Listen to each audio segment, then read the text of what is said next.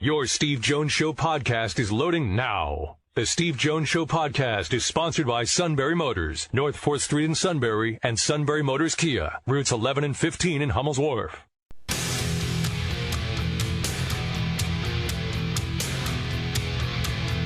This is the Steve Jones Show on News Radio 1070 WKOK. Now, from the Sunbury Motors studio, here's Steve Jones. Sunbury Motors, 4th Street in Sunbury. Sunbury Motors Kia, routes 11 and 15 in Hummel's Wharf, and online at sunburymotors.com. Ford, Kia, Hyundai, the best in new inventory. Great pre-owned inventory with the Sunbury Motors guarantee. A terrific service department that backs it up every step of the way. All at Sunbury Motors, 4th Street in Sunbury. Sunbury Motors Kia, routes 11 and 15 in Hummel's Wharf.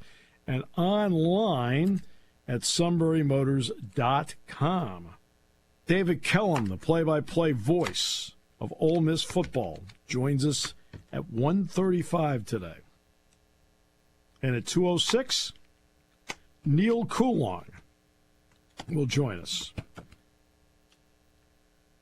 And tomorrow, Mark Brennan, followed by Nate Bauer. So we got a lot going on. And then brief show coming up on Friday because Bucknell is playing at Merrimack, and it'll be a 2 o'clock tip-off, a 1:30 airtime here on WKOK. Caleb is here today. Todd had car trouble. Caleb, great to have you with us again, my friend. Yeah, thank you so much. I'm glad to be here. Good, and I'm glad you're here. So there you go. Aw, that's so sweet of you to say. Okay, yeah. So let's. Didn't mean to make it awkward there. I mean, really. I mean, started little tears started rolling down my cheek. I felt, like touched. All right. This is National Signing Day, and Penn State signed 25 today. There was no drama. It was quick.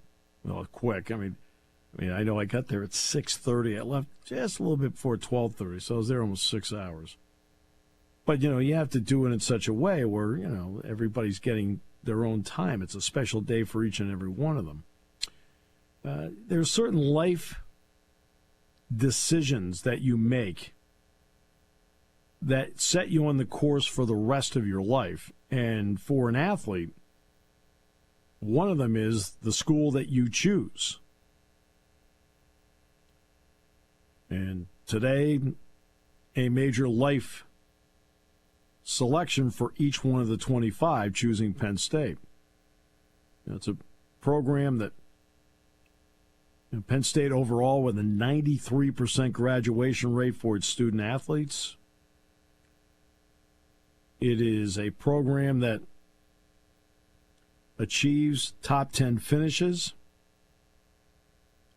It is a program that goes to New Year's Six bowl games. And it's a program that puts a boatload of players into the National Football League. It's not run like a business. It's run like a family. Doesn't mean there's not tough love in the family. But at the same time, it's still, you have two options. And neither one, by the way,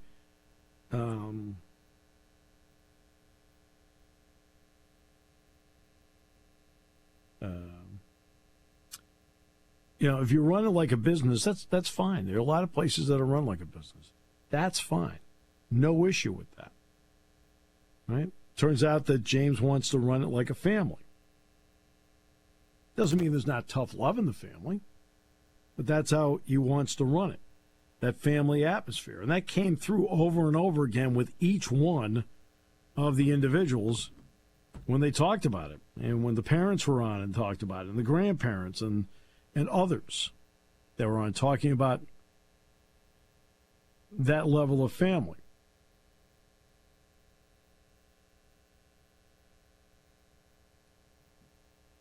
So they signed 25. It's a well-balanced class. We heard from Ryan Snyder earlier in the week. And It is one of those defining days. Now they're going to have to do more with this at some point. They're going to have to. They're going to have to make some changes somewhere in the calendar to this. And I brought it up the other day, but it's still a really important element.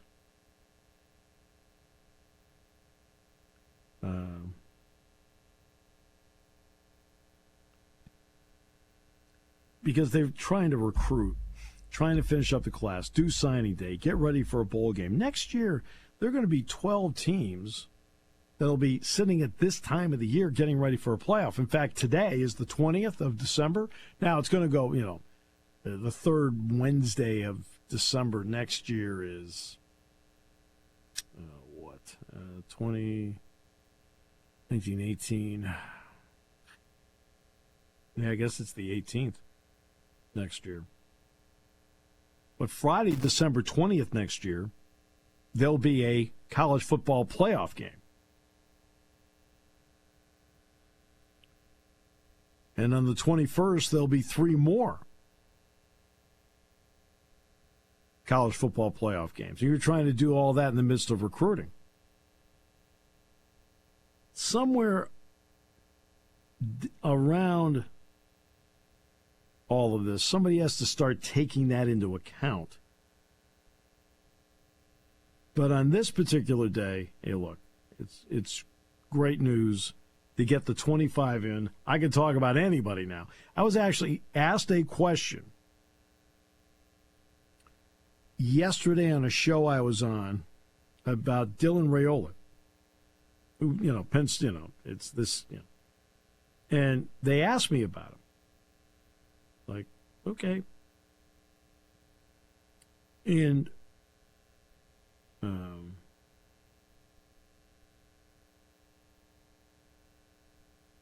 when they asked me about it, I said, I can't really talk about him.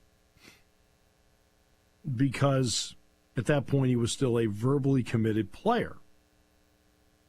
Now, it doesn't matter that Penn State's not there recruiting him, but I couldn't talk about him because any player that has not signed, it's an NCAA violation for me to talk about it. Okay.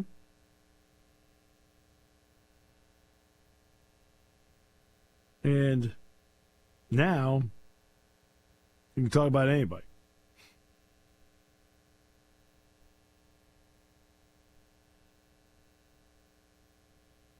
Including Ethan Grunkemeyer and everybody. You can talk about them all. They've all signed. Good news. They've all signed. By the way, there's no bowl game today. The next bowl game is going to be the Boca Raton Bowl. It's South Florida and Syracuse tomorrow at 8. Then on Friday, as you heard Wes Stern talk about earlier in the week, he's got the Gasparilla Bowl down in Tampa between UCF and Georgia Tech. And then there's a boatload of bowl games on Saturday the 23rd, but there's also NFL games on Saturday the 23rd. But you got the Rams and Saints tomorrow night. On the 23rd, you got almost everybody in the NFL playing. I think. No, you don't. You only have 2 games on the 23rd. I'm sorry. Bengals, Steelers at 4:30, and then the Bills and Chargers, which will be on Peacock that night. And then Christmas Eve, which is a Sunday, Packers, Panthers, Browns, Texans, Commanders, Jets, Seahawks, Titans, Colts, Falcons, Lions, Vikings. Those are all the early games. Late games, Jags and Buccaneers, Cardinals, Bears, Cowboys and Dolphins. And then the Sunday night game on Christmas Eve will be the Patriots and the Broncos in Denver. And then on Christmas Day, you have a triple header. All right?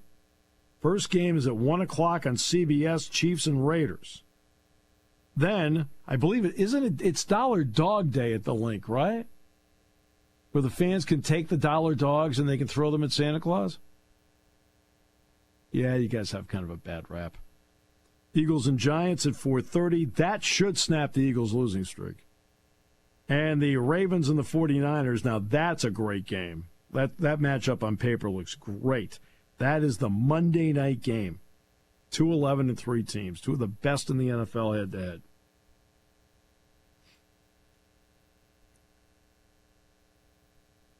By the way, you may have heard the story about Tommy DeVito, who was supposed to go to make an appearance at a New Jersey-based pizzeria.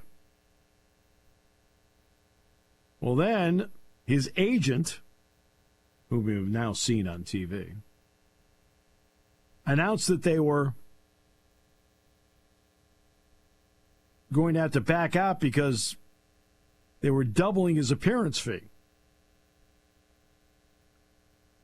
And the appearance fee was going to go from $10,000 to $20,000. Well, Caniglio's old-fashioned pizzeria in Morristown said, we're not going to do that.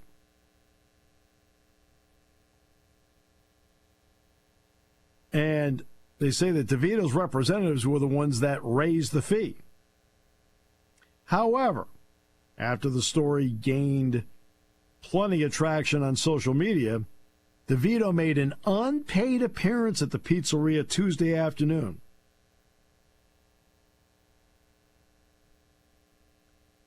Sean Stellato, who was DeVito's agent, you've seen him on camera, says the pizza shop did not have a contract with DeVito. Says they didn't raise the price because nothing was ever agreed to.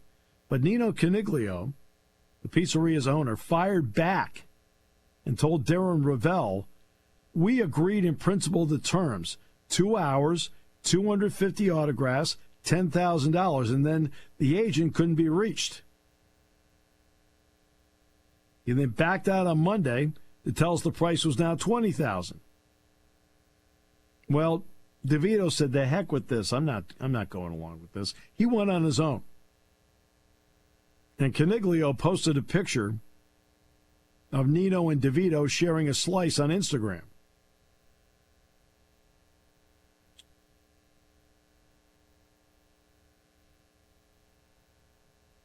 And yes, DeVito will be the starting quarterback against the Eagles on Christmas Day.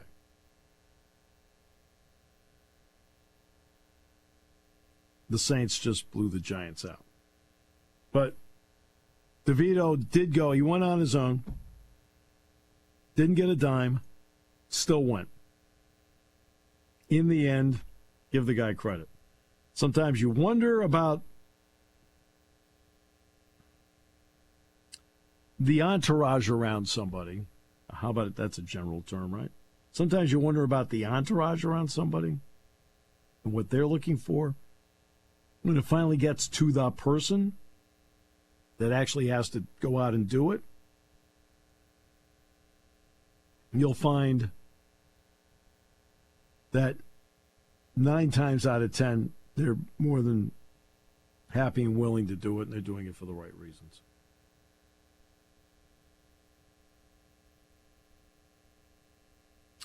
Today's show brought to you by Sunbury Motors, 4th Street in Sunbury. Sunbury Motors Kia, routes 11 and 15, Hummels Wharf, and online at sunburymotors.com. On News Radio 1070 WKOK.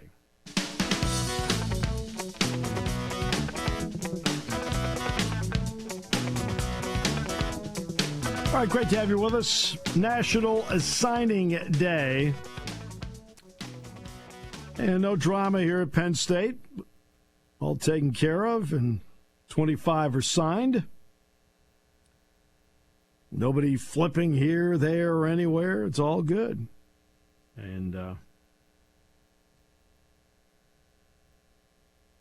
there'll be a late signing period, but I don't really expect. Everything now is going to be concentrated on what happens with Penn State and the portal. And that's going to be it. And now you can lock in on the bowl game. And Cy Abdul Carter over there working out this morning. Hunter Norzab was in working out, and they leave on Saturday. They're going to have a meeting, then they're going to leave on Saturday. Workout Sunday, off Monday, Christmas Day. Full work on Tuesday, full work on Wednesday. Walk through Thursday and fast Friday, and then the game on Saturday. And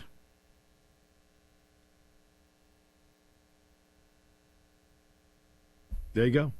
That's what's coming up. Tom Allen, I think for those who watched the stream, you saw he was there today. In fact, he's going to be part of the series of press conferences taking place today. I think Pat Kraft, is up now. I think James is at 2 o'clock.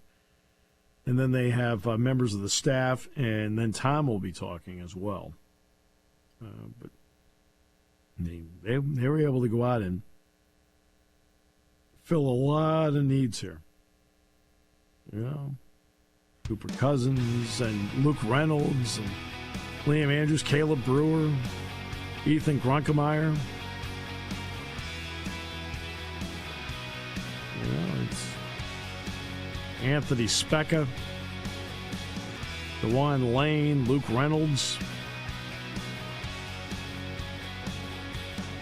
There's a long list, 25, Peter Gonzalez, long list. Josiah Brown, Quentin Martin.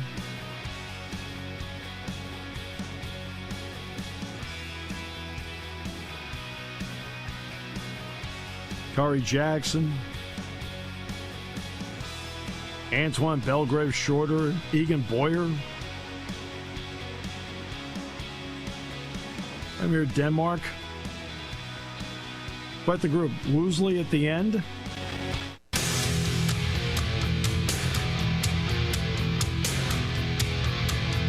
This is the Steve Jones Show on News Radio 1070 WKOK. Now, from the Sunbury Motors Studio, here's Steve Jones. Today's show brought to you by Sunbury Motors, 4th Street in Sunbury. Sunbury Motors Kia, routes 11 and 15 in Hummels Wharf, and online at sunburymotors.com. Ford, Kia, Hyundai, the best new inventory with great warranties. Fabulous pre-owned inventory with the Sunbury Motors guarantee. They go over every vehicle. And a terrific service department that takes care of the routine with relative ease and takes care of the difficult jobs with the same kind of ease. They're the best in the business. All at Sunbury Motors, 4th Street in Sunbury. Sunbury Motors Kia, routes 11 and 15 in Hummels Wharf, and online at sunburymotors.com. True privilege to bring in the legendary play-by-play voice of Ole Miss football basketball. Ole Miss able to beat Troy, now 11-0, the best start in 16 years for Ole Miss basketball after they won last night. We welcome in David Kellum. David, welcome. It's great to have you with us. Steve, thank you very much. I love the legendary. That just means you've been doing this a long time, I guess. It also is a level of respect, my friend, a level of respect. Thank you, my friend. Thank you much. Let's start with this. I know recruiting plays into why guys get contract extensions, but Lane Kiffin did just sign a contract extension with Ole Miss. What kind of energy and juice has he pumped into the program as a head coach? Well, a lot. I mean, he really has. He's done a phenomenal job. Kind of survived some staff changes last year, brought in a new staff and in several spots, and has really hired well. They've recruited well. He's got tremendous offensive mind and really does get it. And he's really engaged the fan base. And so, there's a good relationship right now for sure, but that's usually based on success, and he's been very successful since he's arrived at Ole Miss. No question. And part of that has been the use of the transfer portal. I've got 21 of your top 25 guys on defense being transfers, and obviously the top 3 quarterbacks are. What has that meant to at least steady the program so then he can then recruit the 3 to 5 year players? Yeah, I think the main thing was that he embraced that immediately. I know you heard coaches when the portal thing first came out would say, I don't know if we're going to do that, and Lane embraced that immediately. He has a little bit of a pro background, obviously, and so he determined that, that's the rules. That's the way they want us to play the game. We're going to play it to the best of our ability. And so he's done a super job in the portal world and gotten, like you said, you go across the board, there are a lot of key players on this football team that came in via the portal, and several of them that will be with us in the future too. But I think that embracing it early, having a plan of attack, our collective that we put together has been very, very aggressive, done a nice job. We're not the biggest fan base in the world, but we have responded as far as the NIL piece goes. And so I think that he's really got everybody pulling in the right direction. Yeah, but you have a passionate fan base. I love the passion of the Ole Miss fan base whenever I've been around them. Tremendous. I've got to ask you, before I get to Jackson Dart, outside of Jackson Dart, when Jack Ham and I looked at the tape, the first thing that struck both of us was the play of your tight end, Caden Prescorn, and what he means to all elements of your offense. Are we spot on there, or are we missing something? No, you're 100% right. In fact, he was hurt coming out of camp. Actually had a good camp, got hurt right before we started the season. We were missing him in a big way early, and when he was inserted into the lineup on a regular basis, he's just been fantastic. He's a good blocker, got great hands. He's a pro-type tight end, and he has made a huge difference for us, and brings good leadership to the table too. And he's a portal kid from Memphis. He played at the University of Memphis, did a wonderful job there before coming to us. But yeah, he does kind of jump out on the tape because he just does so many positives for us. And the cool thing about him is he's an older player. He's married, got a little one, so he's very mature on top of everything else. So he brings a really nice leadership piece to the team. No question. Now let's get to Jackson Dart. We'll finally get to him. Transfer out of USC. He's been now at Ole Miss a couple of years. What have you seen and liked in his development with Lane Kiffin? The main thing is, he's had 3 straight years where he's had to compete for his job, which is kind of wild because he's a phenomenal quarterback. He had to do that at USC, also the first 2 years here, and he came out of camp having won the job. We got Sanders from Oklahoma State that came in here too, and it was a heck of a competition before we started the season, but he won it, got in there. And I think the main thing that he's done, Lane has got him really better in the turnover world, reduced his interceptions dramatically. He can run on you. He's one of those guys that you look at him and you say, well, he's not going to run. Well, he runs a lot. He really does. That's part of the offense, too.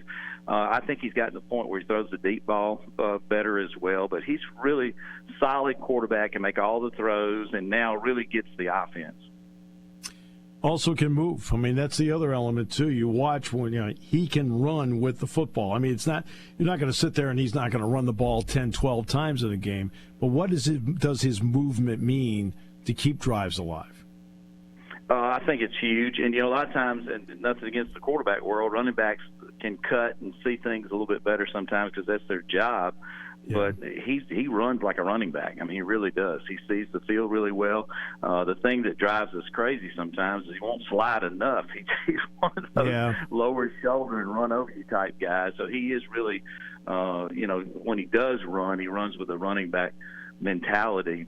But it makes the defense really have to be honest with him. And then there's a lot of times he'll pull up close to the line and dump the ball off. It's part of this offense. But yeah, he's definitely a weapon in the running game.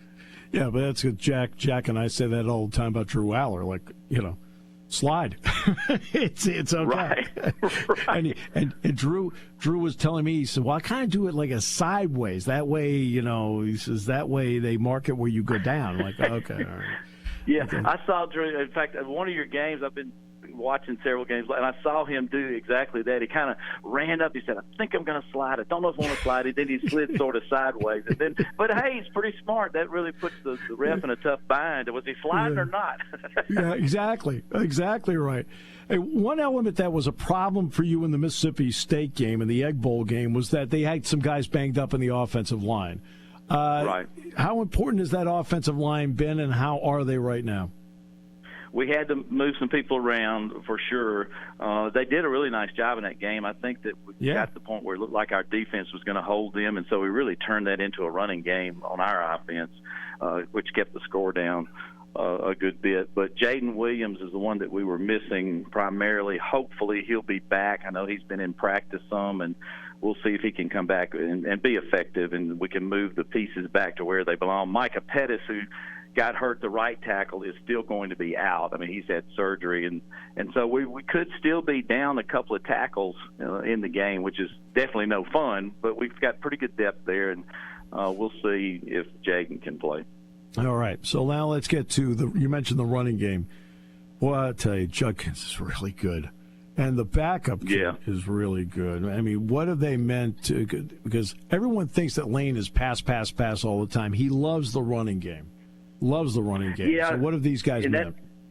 Yeah, that's a good point, Steve, because people think of Lane as, pass-happy, air raid-ish type offense, and that's not the case at all. If he can run on you, he will run on you, and pretty much takes it game from game. But he's always had in his offense really good running backs, and so Judkins is fantastic. He's one of those kids that just a rare talent, and Bentley's got breakaway speed, and the two of them complement each other really, really well. But Lane likes to run, and doesn't mean he won't throw it 100 times too. But he really does a good job of trying to stay as balanced as possible. We've been in the top 3 in the SEC in rushing since he's been here.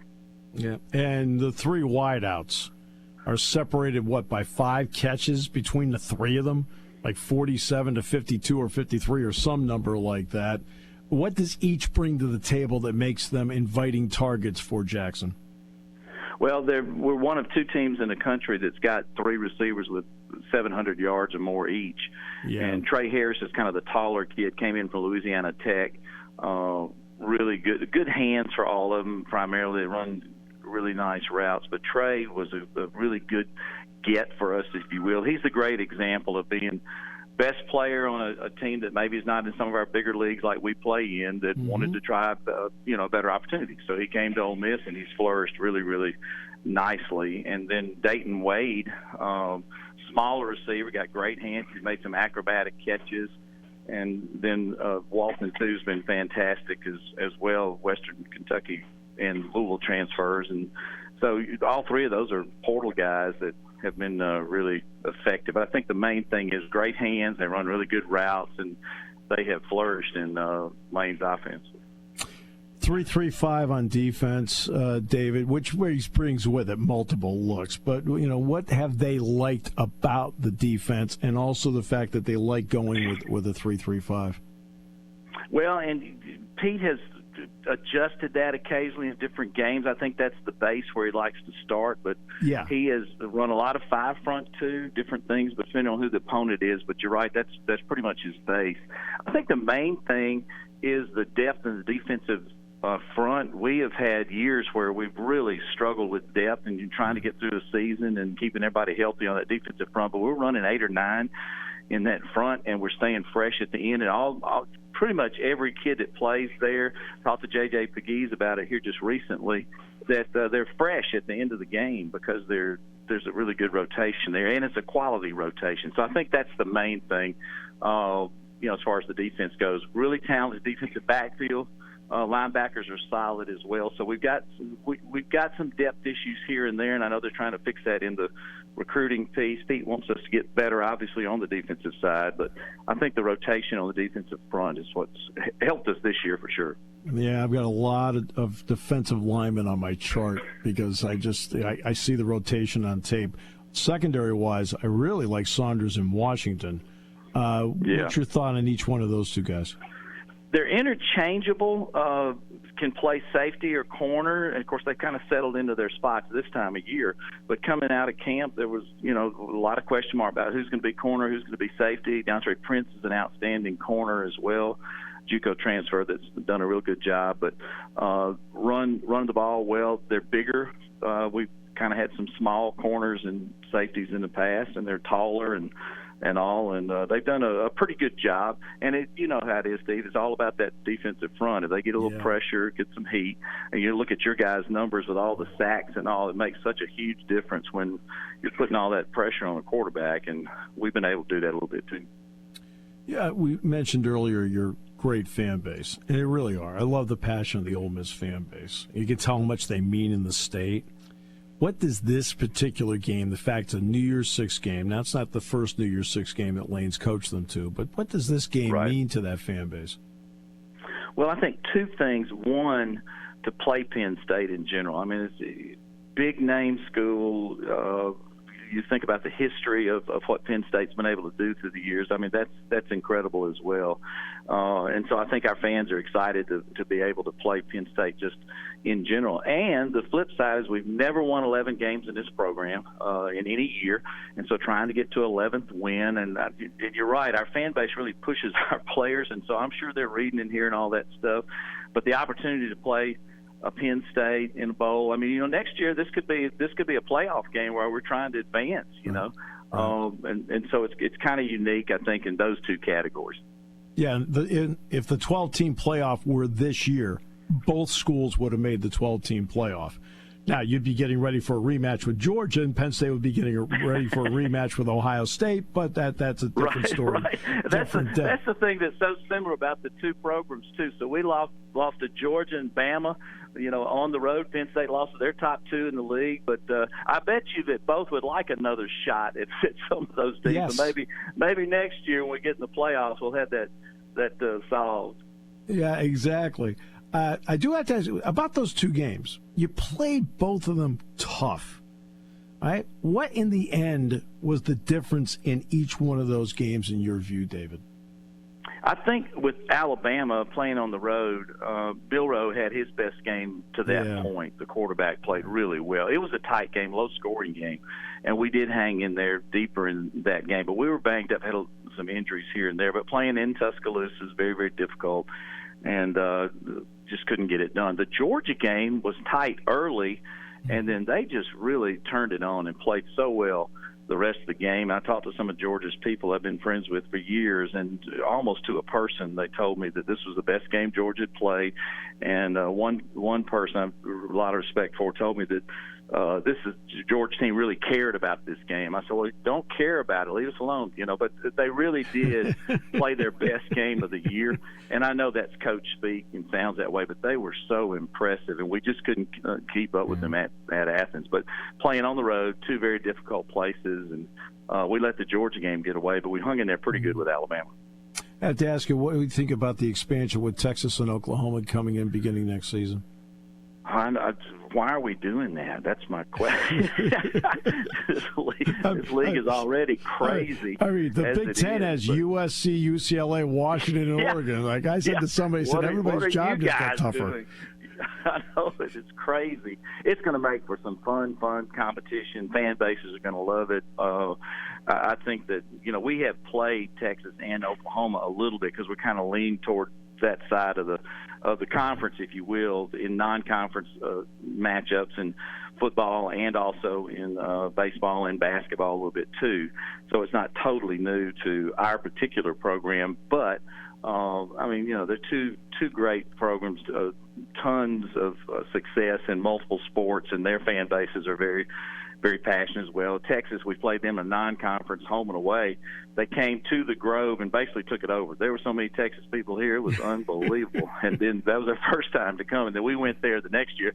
They beat us badly here. We beat them badly there. So we have that in our background, not too many years ago. But I think it's going to be fun and interesting to see how it goes. We're going to play 8 games this upcoming year, but probably go to 9 before it's over with. And it'll give the conference even more, I would think, recognition nationally as well.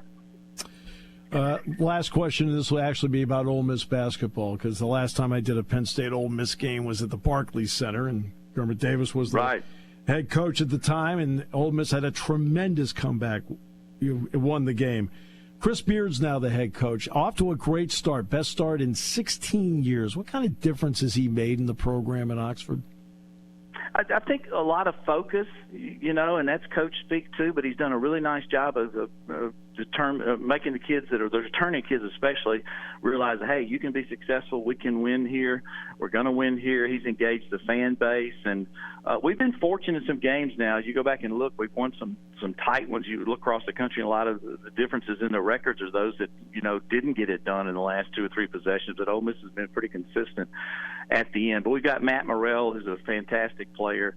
Also Duke transfer in Jamin Brakefield has been here a couple of years, and so you kind of work around those two. And Chris went out and did some good stuff in the portal as well, and he's just a great coach. He's all about ball, very focused coach, but I think out of the gate he's really convinced the fans to get behind the program, and usually you have to prove yourself before they'll do that.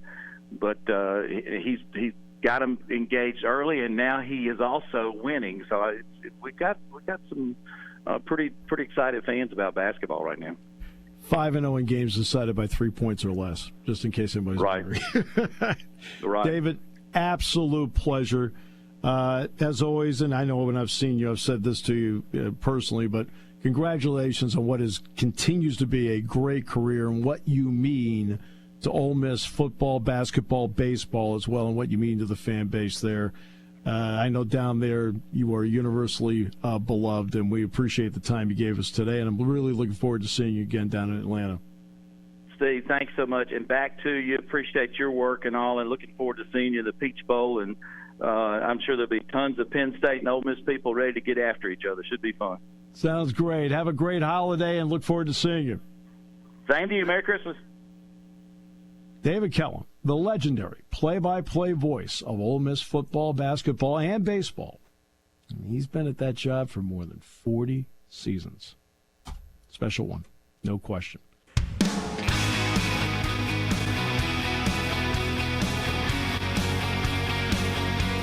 Today's show brought to you by Sunbury Motors, 4th Street in Sunbury, Sunbury Motors Kia, routes 11 and 15 in Hummels Wharf, and online at sunburymotors.com.